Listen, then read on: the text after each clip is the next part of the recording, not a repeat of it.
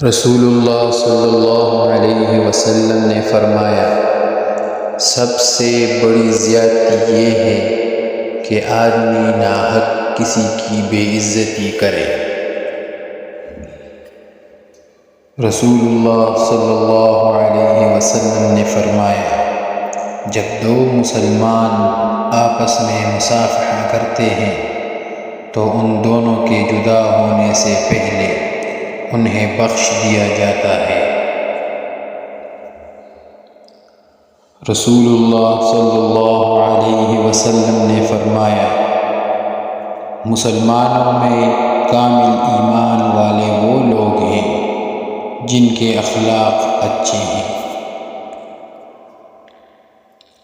رسول اللہ صلی اللہ علیہ وسلم نے فرمایا، جب بندہ جھوٹ بولتا ہے تو فرشتہ اس کی جھوٹ کی بدبو کی وجہ سے 1 میل دور چلا جاتا ہے۔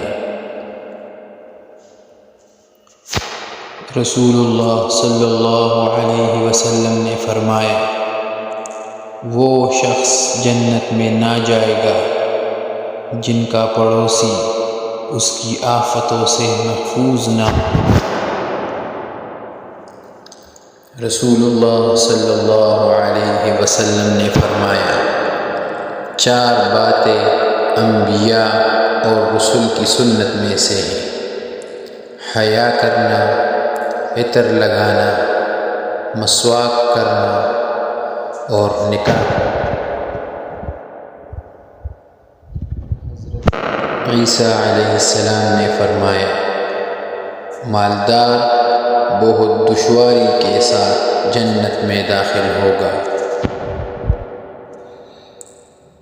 رسول اللہ صلی اللہ علیہ وسلم نے فرمایا، سفید کپڑے پہنا کرو، اس لیے کہ وہ بہت پاکیزہ اور پسندیدہ ہے۔